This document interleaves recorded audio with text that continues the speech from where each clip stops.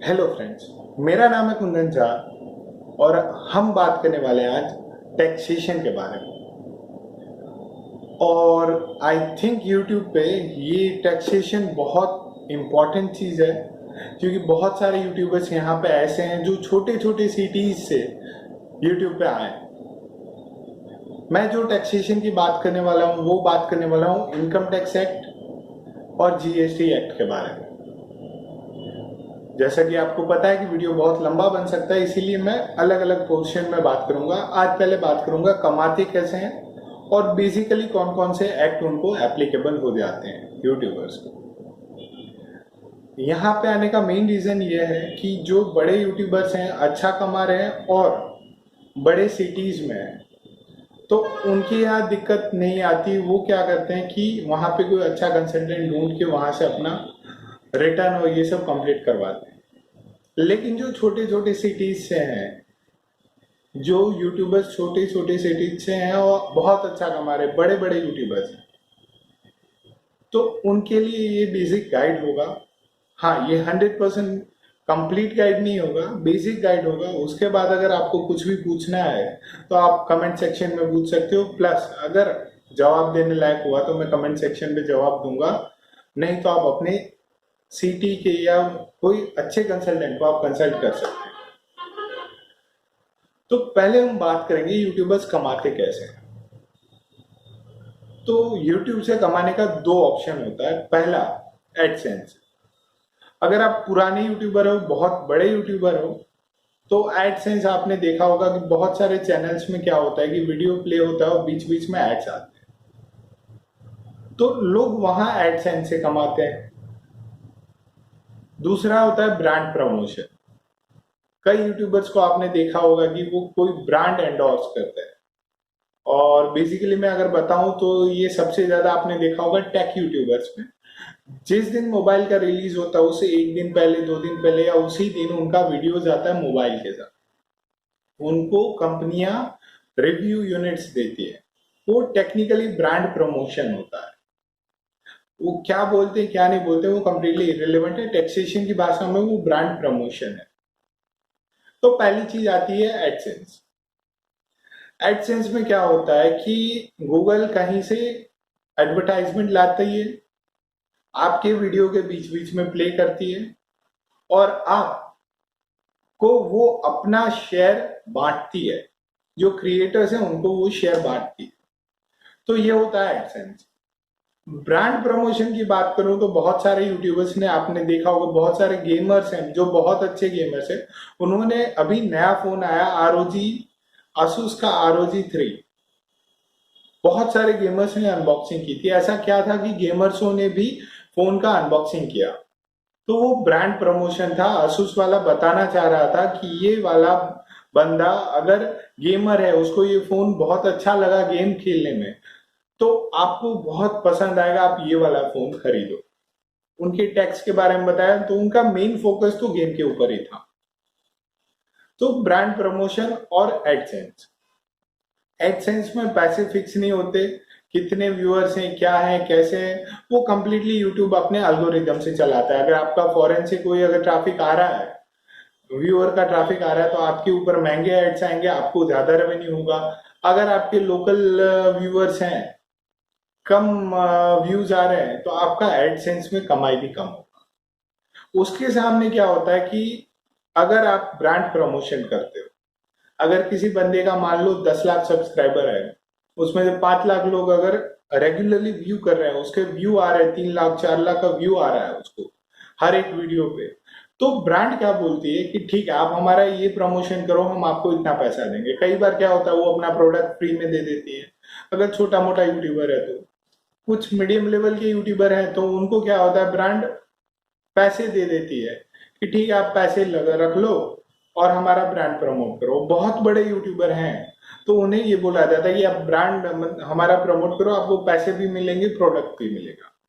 तो हम इसी दोनों इनकम के टैक्सेशन की बात करने वाले हैं कि इनकम टैक्स एक्ट में आपको क्या करना है, कैसे करना है। जीएसटी एक्ट में आप फॉल होते हो, नहीं होते हो, अगर होते हो तो आपको क्या सब करना है। तो देखते हैं आगे क्या करना है। तो अब हम बात करेंगे टैक्सेशन के बारे में।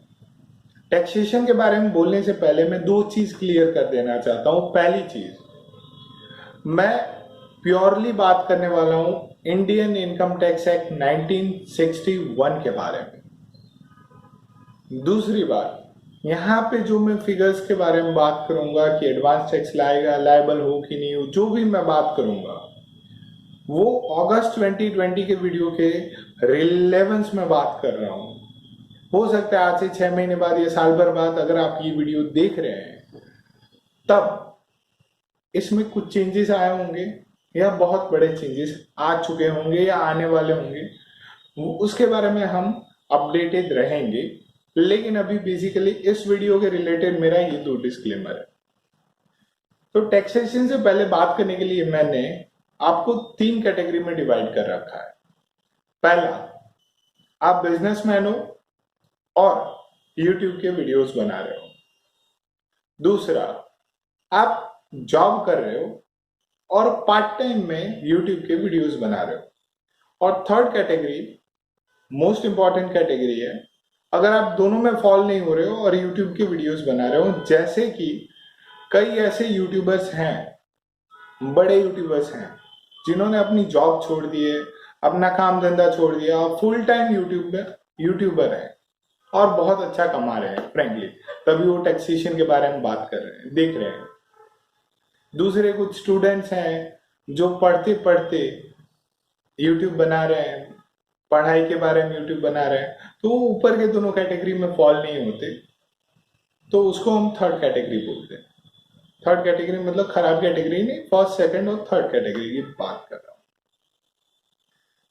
तो सबसे बड़ी चीज आपको ये देखने मिलेगी, जो यूट्यूबर्स हैं, मैक्सिमम यूट्यूबर्स जो हैं वो बड़े की बात नहीं कर रहा, जो छोटे छोटे मिड साइज यूट्यूबर्स हैं वो जॉब कर रहे हैं और पार्ट टाइम में यूट्यूब बना रहे हैं। उनका मेन फोकस तो उनका जॉब ही है, पार्ट टाइम में यूट्यूब बनाते हैं और अर्न कर रहे हैं, अच्छा खासा अर्न कर रहे हैं। तो सबसे पहले बात करते हैं पहले कैटेगरी की। जैसे कि मैंने बताया मेजोरिटी सेकंड कैटेगरी वाले हैं। थर्ड कैटेगरी और फर्स्ट कैटेगरी के बारे में पहले बात करेंगे, फिर सेकंड कैटेगरी वाले के बारे में बात करेंगे। पहला कैटेगरी था बिजनेस के बारे में, जो बिजनेस कर रहा है और साथ में यूट्यूब बना रहा है। तो उसके बारे में अगर मैं बताऊं तो उनका बिजनेस ऑलरेडी है, यूट्यूब से आप कमा रहे हो, अच्छा खासा कमा रहे हो, तो टेक्निकली ये आपका बिजनेस और प्रोफेशन से ही इनकम होगा। आप इसकी बैलेंस शीट अलग बना सकते हो, प्रॉफिट एंड लॉस अलग बना सकते हो, इसमें आप खर्चा डाल सकते हो। मतलब कई बार क्या होता है, बड़े यूट्यूबर्स हैं, अपना बिजनेस कर रहे हैं और साथ में यूट्यूब बनाते हैं। यूट्यूब बनाने के लिए उन्होंने वीडियो एडिटर रखा है, स्क्रिप्ट राइटर रखा है, उन्होंने अलग अलग बंदों को रखा है, उसके ऊपर उनका एक्सपेंडिचर हो रहा है और ये expenditure completely related to YouTube का जो वीडियो बना रहे हैं उसके रिलेटेड है। वैसे केस में उनको ये बिजनेस इनकम में दिखाना पड़ेगा, चाहे आप 5 रुपए कमा रहे हो या 50 रुपए कमा रहे हो, ये आपका बिजनेस इनकम है। तीसरी कैटेगरी के बारे में बात करते हैं, जो फुल टाइम यूट्यूबर है या कुछ ऐसे स्टूडेंट्स हैं, स्टूडेंट्स के बारे में बाद में बात करूंगा, जो फुल टाइम यूट्यूब ही करते हैं और कोई उनके पास काम नहीं है। तो बेसिकली क्या हो रहा है कि आपने फुल टाइम यूट्यूबर का अपना प्रोफेशन ही उसको बना लिया। आप कंसेप्ट ये समझो कि आप फुल टाइम यूट्यूबर हो, आप सिर्फ यूट्यूब ही बनाते हो और काम करते हो, वहीं से कमाते हो, तो आप जो है बिजनेस इनकम कर रहे हो, बिजनेस और प्रोफेशन से इनकम कर रहे हो। मैं अभी एडसेंस की बात कर रहा हूं, ये क्लियर करना मैं रह गया था। ये जो मैं बात कर रहा हूं एडसेंस की इनकम है, उसके बारे में बात कर रहा हूं। तो आपने जो ये किया है, एडसेंस कमा रहे हो, फुल टाइम यूट्यूबर हो, एडसेंस से ही कमा रहे हो, तो आप बिजनेस इनकम कर रहे हो। और जो भी एडसेंस से आपका इनकम आ रहा है वो आप बिजनेस इनकम दिखा के इनकम टैक्स का रिटर्न फाइल करोगे। तो दो कैटेगरी हमने क्लियर कर दी, एक जिनका प्रॉपर बिजनेस इनकम है, उनके पास कोई ऑप्शन ही नहीं है, उनको तो बिजनेस इनकम में ही इनकम दिखाना पड़ेगा। दूसरे हैं जो फुल टाइम यूट्यूबर हैं, और उनके पास कोई दूसरा काम नहीं या वो काम छोड़ चुके हैं, तो उनके बारे में बोलूंगा वो बिजनेस इनकम ही है उनका, और उनको इनकम टैक्स रिटर्न में इसको एज अ बिजनेस इनकम ही दिखाना चाहिए। अब तीसरी क्या है, अब सेकंड कैटेगरी के बाद तीसरे कैटेगरी में स्टूडेंट्स की बात करते हैं। सेकंड को अभी भी साइड में छोड़ते हैं। स्टूडेंट्स के बारे में मैं बोलता हूं, अगर वो 18 साल से कम है उनकी उम्र और वो यूट्यूब बना रहे हैं, अच्छा कमा रहे हैं, तो आपको घबराने की जरूरत नहीं। आपकी जो भी इनकम है वो आपके पेरेंट्स में ऐड हो जाएगी। इनकम टैक्स में क्लबिंग का सेक्शन है, वो क्लबिंग के सेक्शन को इफेक्ट आते ही वो इनकम सारा जो भी आपका एडसेंस से इनकम आ रहा है वो आपके पेरेंट्स की इनकम में ऐड हो जाएगी। यहाँ पे एक ऑब्जेक्शन ये भी आ सकता है कि क्लबिंग इनकम में ये बोला गया कि अगर क्रिएटिविटी स्टूडेंट, मतलब जो भी बंदा 18 साल से कम है, वो क्रिएटिविटी है, वो अपने टैलेंट से कमा रहा है, तो उसका इनकम भी आप भर सकते हो। इस केस में आप सोचो, अगर आपका कंटेंट ऐसा है कि आप डांस कर रहे हो, कॉमेडी कर रहे हो, गेमिंग कर रहे हो, मतलब आपका टैलेंट है और आप कमा रहे हो, तो आपकी इनकम में भी हो सकता है ऐड। अगर आप किसी दूसरे का वीडियो अपलोड कर रहे हो, जस्ट आप खाली कमेंट उसमें ऐड कर रहे हो, तो उसमें आपका कोई टैलेंट नहीं है, उस केस में वो आपकी पेरेंट्स की इनकम में ऐड होगा। अब जैसे कि मैंने ये बोला टैलेंट, ये जो है ना कंप्लीटली वॉग वर्ड है, इंटरप्रिटेशन कौन कैसे करता है उसके ऊपर डिपेंड करता है। अब बात करते हैं दूसरे कैटेगरी के बारे में, जो जॉब कर रहे हैं, पार्ट टाइम में यूट्यूब बना रहे हैं। अगर आपका यूट्यूब का इनकम बहुत कम है तो आप इसको एज अ अदर इनकम में बता सकते हो कि मेरा ये अदर इनकम है।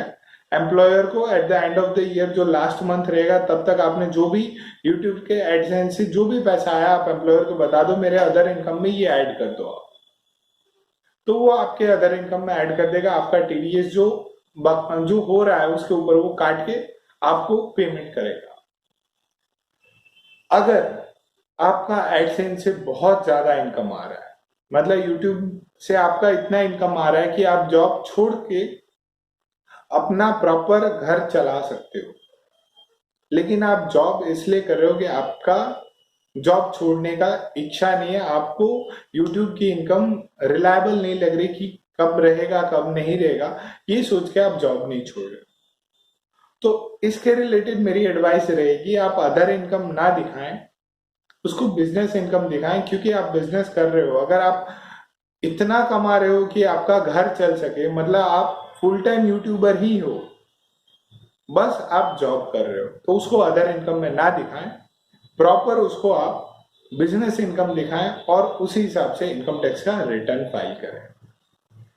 अब यहाँ पे एक बात आई हमारी टीडीएस की, और मैंने एक बात की थी एडवांस टैक्स की। टीडीएस क्या होता है कि गवर्नमेंट ने अलग अलग रिस्पॉन्सिबिलिटी पेयर को दे रखी है कि अगर आप किसी को पैसे देते हो तो उसके ऊपर टीडीएस काटो।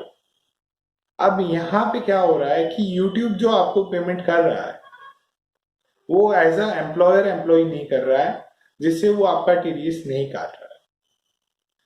लेकिन अगर आप अदर इनकम दिखा रहे हो, जॉब कर रहे हो, अदर इनकम दिखा रहे हो, तब तो आप उसको दिखाओ कि भैया ये मेरा अदर इनकम है, मेरा ऐड कर दो सैलरी में, वो सैलरी का टोटल प्लस अदर इनकम का टोटल करके आपका एम्प्लॉयर उसके ऊपर टीडीएस काट देगा, आपको कोई टैक्स लायबिलिटी नहीं है।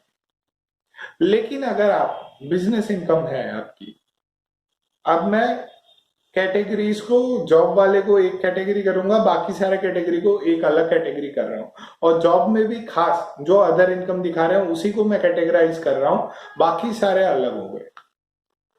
अगर आप बिजनेस इनकम दिखा रहे हो तो आपका टीडीएस कहीं से काटा ही नहीं जा रहा है। तब आपको क्या करना है, अगर आपकी टैक्स लायबिलिटी, अब मैं टैक्स लायबिलिटी की बात कर रहा हूं, जो पूरे सारे इनकम्स को ऐड करके जो भी डिडक्शंस हैं वो लेस करके, अगर आपकी टैक्स लायबिलिटी 10,000 से ज्यादा है पूरे फाइनेंशियल ईयर में, फाइनेंशियल ईयर अब 1 अप्रैल से स्टार्ट होता है, 31 मार्च को खत्म होता है, अगर उस फाइनेंशियल ईयर में आपकी टैक्स लायबिलिटी 10,000 से ज्यादा है, तब तो आप टैक्स लायबिलिटी जितना है उसका 90% एटलीस्ट आप एडवांस टैक्स पे करो, तो आपको इंटरेस्ट नहीं पे करना पड़ेगा। ये बहुत छोटी चीज है, लेकिन कई बार क्या होता है, अगर आपका इनकम बहुत ज्यादा है, मैं सिर्फ गूगल एडसेंस की बात नहीं कर रहा, दूसरी जगह से भी अगर आपका इनकम बहुत ज्यादा आ रहा है, तब ये दिक्कत हो जाएगी कि आपका एडवांस जो टैक्स लायबिलिटी उसके ऊपर इंटरेस्ट बहुत ज्यादा बढ़ा। कई बार हम लोगों ने कैलकुलेट भी, हम लोगों ने बहुत लोगों का कैलकुलेट किया, 10-10, 20-20 हजार, 50-50 हजार रुपए वो इंटरेस्ट पे कर रहे हैं एडवांस टैक्स नहीं भरने के। मेरा ये वीडियो अच्छा लगा हो तो लाइक, शेयर एंड सब्सक्राइब करना ना भूलें। जय हिंद।